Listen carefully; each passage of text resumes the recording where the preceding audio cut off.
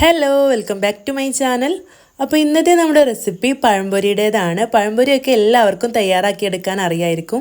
എന്നാലും നിങ്ങൾ ഒരു തവണ ഇതുപോലെ തയ്യാറാക്കി നോക്കണം കേട്ടോ. അപ്പോൾ ഈ ഒരു വീഡിയോയിൽ ഞാൻ കാണിക്കുന്നത് നമ്മൾ ഒട്ടും എണ്ണ ഉപയോഗിക്കാതെ എങ്ങനെ പഴംപൊരി തയ്യാറാക്കാമെന്ന് കാണിക്കുന്നുണ്ട്. അപ്പോൾ അത് നിങ്ങൾക്ക് നല്ല ഇഷ്ടമാവും. അതുപോലെ തന്നെ പഴംപൊരി നന്നായിട്ട് പൊങ്ങി വന്ന് എണ്ണയിൽ ചുട്ടെടുക്കുന്ന പഴംപൊരി ആണെങ്കിൽ ഒട്ടും എണ്ണ കുടിക്കാതിരിക്കാനുള്ള ട്രിപ്പും നന്നായിട്ട് പൊങ്ങി വന്ന് നല്ല ടേസ്റ്റായിട്ട് കിട്ടാനുള്ളൊരു ടിപ്പൊക്കെ ഇതിൽ പറയുന്നുണ്ട്. അപ്പോൾ നിങ്ങൾക്ക് നല്ല ഇഷ്ടമാവും. അപ്പോൾ നമുക്ക് വീഡിയോ കണ്ടു നോക്കാം. അപ്പോൾ വീഡിയോയിലേക്ക് പോകുന്നതിന് മുമ്പ് ഈ ഒരു ചാനൽ ആദ്യമായിട്ട് കാണുന്ന കൂട്ടുകാരുണ്ടെങ്കിൽ ഒന്നും മറക്കാതെ സബ്സ്ക്രൈബ് ചെയ്തിട്ട് സപ്പോർട്ട് ചെയ്യണം കേട്ടോ. ഇനി നമുക്ക് കണ്ടു നോക്കാം. അപ്പോൾ ഇതിന് വേണ്ടിയിട്ട് ഞാനിവിടെ ഒരു ബൗളിലേക്ക് 1.5 കപ്പ് മൈദപ്പൊടിയാണ് ചേർത്ത് കൊടുക്കുന്നത്. അപ്പോൾ ഞാനിവിടെ 1.5 കപ്പ് മൈദപ്പൊടി വെച്ചിട്ട് ഒരു 3 പഴത്തിനുള്ള മാവാണ് തയ്യാറാക്കിയെടുക്കുന്നത്. ഇതിന് പകരം നിങ്ങൾക്ക് ഗോതമ്പ് പൊടി വെച്ചിട്ടും ഇതുപോലെ തന്നെ തയ്യാറാക്കിയെടുക്കാം കേട്ടോ. അപ്പോൾ ഒന്നുകൂടെ ഹെൽത്തി ആവും. ഇതിലേക്ക് 1 ടീസ്പൂൺ കോൺഫ്ലവർ ചേർത്ത് കൊടുത്തിട്ടുണ്ട്. കോൺഫ്ലവറിന് പകരം നിങ്ങൾക്ക് അരിപ്പൊടിയോ അതല്ലെങ്കിൽ റവയോ ചേർത്ത് കൊടുക്കാം. അരിപ്പൊടിയോ റവയോ ചേർത്ത് കൊടുക്കുകയാണെങ്കിൽ 1 ടേബിൾ സ്പൂൺ ചേർത്ത് കൊടുക്കണം കേട്ടോ. ഇനി ഇതിലേക്ക് മധുരത്തിന് ആവശ്യമായിട്ടുള്ള പഞ്ചസാര ചേർത്ത് കൊടുക്കുകയാണ്. ഒരു 3 ടേബിൾ സ്പൂൺ പഞ്ചസാരയാണ് ഞാനിവിടെ ചേർത്ത് കൊടുത്തിട്ടുള്ളത്. അപ്പോൾ നല്ല പഴുത്ത പഴം ആയതുകൊണ്ട് നല്ല മധുരം ഉണ്ടാവും. അപ്പോൾ അതിനനുസരിച്ചിട്ടുള്ള പഞ്ചസാര ചേർത്ത് കൊടുത്താൽ മതിയാവും. ഇതിലേക്ക് വേണ്ടത് 1 കപ്പ് വെള്ളമാണ്. അപ്പോൾ 1 കപ്പ് വെള്ളം എടുത്തിട്ട് കുറച്ചായിട്ട് ചേർത്ത് കൊടുത്തിട്ട് നല്ല പോലെ മിക്സ് ചെയ്തെടുക്കുക. 1.5 കപ്പ് പൊടിയിലേക്ക് 1 കപ്പ് വെള്ളം കറക്റ്റ് ആവും കേട്ടോ. അപ്പോൾ ഞാനിവിടെ കുറച്ച് ഒഴിച്ച് കൊടുത്തിട്ട് നല്ല പോലെ ഒന്ന് മിക്സ് ചെയ്തെടുക്കുന്നുണ്ട്. അപ്പോൾ ആദ്യം തന്നെ 1 കപ്പ് വെള്ളം മുഴുവനായിട്ട് ഒഴിച്ച് കൊടുക്കരുത് കേട്ടോ. അപ്പോൾ അത് മിക്സ് ആയി കിട്ടാൻ ഇന്ന് കട്ടയൊക്കെ ഒന്ന് ഉടഞ്ഞ് കിട്ടാൻ നല്ല ബുദ്ധിമുട്ടായിരിക്കും. കുറച്ചായിട്ട് ഒഴിച്ച് കൊടുക്കുമ്പോൾ വളരെ എളുപ്പത്തിൽ നമുക്കിത് മിക്സ് ചെയ്തെടുക്കാൻ പറ്റും. അപ്പോൾ കുറച്ച് സമയം കട്ടകളൊന്നും ഇല്ലാതെ നന്നായിട്ടൊന്ന് മിക്സ് ചെയ്തെടുക്കുന്നുണ്ട്. 1 കപ്പ് വെള്ളം മുഴുവനായിട്ടും ഒഴിച്ച് കൊടുത്തിട്ട് ഇതുപോലെ മിക്സ് ചെയ്ത് മാവ് ഇവിടെ റെഡിയാക്കി എടുത്തിട്ടുണ്ട്. ഇനി നമുക്കിതിലേക്ക് ബാക്കിയുള്ള ചേരുവകൾ ചേർത്ത് കൊടുക്കാം. അപ്പോൾ ഈ ഒരു പഴംപൊരിക്ക് ഒരു കളർ കിട്ടാൻ വേണ്ടിയിട്ട് ഒരല്പം മഞ്ഞൾപ്പൊടി ചേർത്ത് കൊടുക്കുന്നുണ്ട്. ഒരുപാടൊന്നും ചേർത്ത് കൊടുക്കരുത്. ഒരു 1/4 ടീസ്പൂണൊക്കെ ചേർത്ത് കൊടുത്താൽ മതിയാവും. അപ്പോൾ ആ ഒരു മഞ്ഞൾപ്പൊടി കൂടെ ചേർത്ത് കൊടുത്തിട്ടുണ്ട്. ഇനി മധുരം ഒന്ന് ബാലൻസ് ചെയ്യാൻ വേണ്ടിയിട്ട് ഒരു പിഞ്ച് ഉപ്പും കൂടെ ചേർത്ത് കൊടുത്തിട്ടുണ്ട്. അപ്പോൾ ആ ഒരു ഉപ്പും ചേർത്ത് കൊടുത്തിട്ട് വീണ്ടും നന്നായിട്ടൊന്ന് മിക്സ് ചെയ്ത് കൊടുക്കുക. ഈ ഒരു മഞ്ഞൾപ്പൊടിയും ഉപ്പും ഈ ഒരു മാവിൽ നന്നായിട്ട് മിക്സ് ആവുന്ന രീതിയിൽ കുറച്ച് സമയം നന്നായിട്ടൊന്ന് മിക്സ് ചെയ്തെടുത്തിട്ടുണ്ട്. അപ്പോൾ ഒരു ദോശമാവിൻ്റെ ഈ ഒരു പരുവത്തിലൊക്കെയാണ് കേട്ടോ നമ്മുടെ ഈ ഒരു പഴംപൊരിയുടെ മാവ് വേണ്ടത്. ഇനി നമുക്കിതിലേക്ക് ചേർത്ത് കൊടുക്കേണ്ടത് ഒരല്പം നാരങ്ങനീരാണ്. അപ്പോൾ ഒരു ബൗളിലേക്ക് കുറച്ച് നാരങ്ങനീര് എടുത്തിട്ടുണ്ട്. അപ്പോൾ ഒരു ടീസ്പൂൺ നാരങ്ങനീരൊക്കെ മതിയാവും കേട്ടോ. അപ്പോൾ ഇതുപോലെ നാരങ്ങനീര് ചേർത്ത് കൊടുക്കുമ്പോൾ മാവ് പുളിക്കൊന്നുമില്ല കേട്ടോ. ആകെ 1 ടീസ്പൂൺ അല്ലേ ചേർത്ത് കൊടുക്കുന്നുള്ളൂ.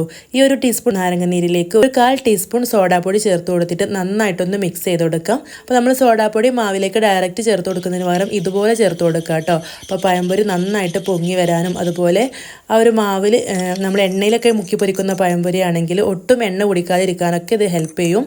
അപ്പോൾ ഇതുപോലെ ഒഴിച്ച് കൊടുത്തിട്ട് നന്നായിട്ടൊന്ന് മിക്സ് ചെയ്തെടുക്കുക.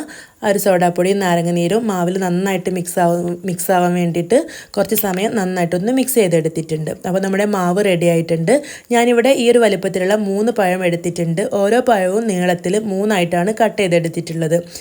ഇനി നമുക്കിത് എങ്ങനെയാണ് ഫ്രൈ ചെയ്തെടുക്കുന്നതെന്ന് കണ്ടു നോക്കാം. അപ്പോൾ അതിന് മുമ്പായിട്ട് ഇതുപോലെ അത്യാവശ്യം വലുപ്പത്തിലുള്ളൊരു ഗ്ലാസ് എടുത്തിട്ടുണ്ട്. നമ്മൾ കട്ട് ചെയ്ത് വെച്ചിട്ടുള്ള ഓരോ പഴവും ആ ഒരു ഗ്ലാസ്സിൽ കറക്റ്റ് ആയിരിക്കണം. എന്നിട്ട് നമ്മൾ ഈ ഒരു മാവ് ഇതിലേക്ക് ഒഴിച്ചു കൊടുക്കുക കേട്ടോ. പഴംപൊരി നിങ്ങൾ എപ്പോൾ തയ്യാറാക്കി എടുക്കുകയാണെങ്കിലും ഇതുപോലെ മാവ് ഒഴിച്ചു കൊടുത്തിട്ട് ചുട്ടെടുക്കുകയാണെങ്കിലും നമുക്കിത് എണ്ണയിലേക്ക് ഇട്ട് കൊടുക്കുന്ന പഴംപൊരി ആണെങ്കിൽ എണ്ണയിലേക്ക് ഇട്ട് കൊടുക്കാനും വളരെ ഈസി ആയിരിക്കും കേട്ടോ. അപ്പോൾ ഇതുപോലെ ഞാൻ ഗ്ലാസ്സിലേക്ക് നിറയെ മാവ് ഒഴിച്ചു കൊടുത്തിട്ടുണ്ട്. എന്നിട്ട് ഓരോ പഴം കട്ട് ചെയ്ത് വെച്ചതും ഇതിലിങ്ങനെ മുക്കിയിട്ട് നേരിട്ട് എണ്ണയിലേക്ക് ചേർത്ത് കൊടുക്കുകയാണ്. അപ്പോൾ ഞാനിവിടെ ആദ്യം കാണിക്കുന്നത് എണ്ണയിൽ മുക്കി പൊരിക്കുന്ന പഴംപൊരിയാണ്. നമ്മൾ ഹോട്ടലിലൊക്കെ കിട്ടുന്ന പോലെ നന്നായിട്ട് തന്നെ പൊങ്ങി വന്ന് നല്ല ടേസ്റ്റി ആയിട്ടുള്ള ഒരു പഴംപൊരിയുടെ റെസിപ്പിയാണ് കേട്ടോ ഇത്. നിങ്ങൾ ഇനി പഴംപൊരി തയ്യാറാക്കി എടുക്കുമ്പോൾ ഒരു തവണ ഇതുപോലെ തയ്യാറാക്കി നോക്കൂ, നല്ല ടേസ്റ്റാണ്.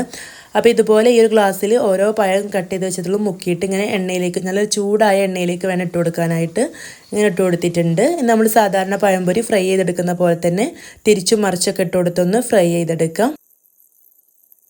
അപ്പോൾ നമ്മളൊരു അല്പം മഞ്ഞൾപ്പൊടി ചേർത്ത് കൊടുത്തുകൊണ്ട് തന്നെ അത് കാണാൻ നല്ല ഭംഗിയുള്ളൊരു കളറും ആയിരിക്കും കേട്ടോ. അപ്പോൾ ഇവിടെ തിരിച്ചും മറിച്ചൊക്കെ ഇട്ട് കൊടുത്തൊരു ഗോൾഡൻ ബ്രൗൺ നിറമായപ്പോൾ ഇത് എണ്ണയിൽ നിന്ന് കോരി മാറ്റുന്നുണ്ട്. ബാക്കിയുള്ളതും ഇതുപോലെ തന്നെ ചുട്ടെടുക്കുക.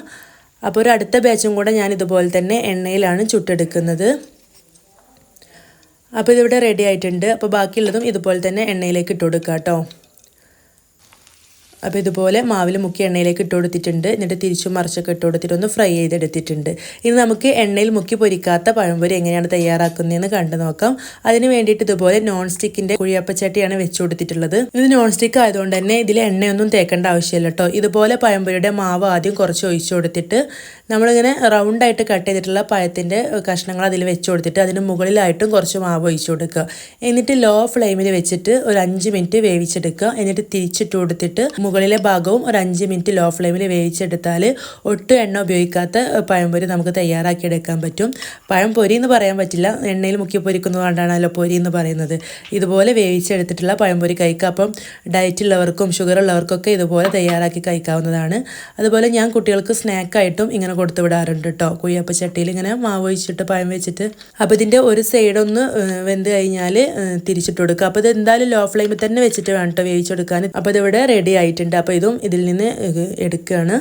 നല്ല ടേസ്റ്റാണ് കേട്ടോ. പഴംപൊരിയുടെ എണ്ണയിൽ പൊരിച്ച പഴംപൊരിയുടെ ടേസ്റ്റ് ഒന്നും ഉണ്ടാവില്ല, അതിലേറെ കുറച്ച് ടേസ്റ്റ് കുറവായിരിക്കും. എന്നാലും നല്ല ടേസ്റ്റാണ് കേട്ടോ, എല്ലാവർക്കും ഇഷ്ടമാവും. അപ്പോൾ ഇത് ഈ ഒരു കുഴിയപ്പ പാനിൽ നിന്ന് എടുക്കുകയാണ്.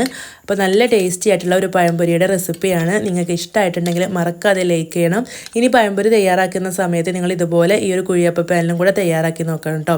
അപ്പോൾ ഈ ഒരു റെസിപ്പി നിങ്ങൾക്ക് ഇഷ്ടമായിട്ടുണ്ടെങ്കിൽ എന്തായാലും ലൈക്ക് ചെയ്യണം, ചാനൽ സബ്സ്ക്രൈബ് ചെയ്യണം. അടുത്ത വീഡിയോ ആയിട്ട് വീണ്ടും കാണാം. താങ്ക്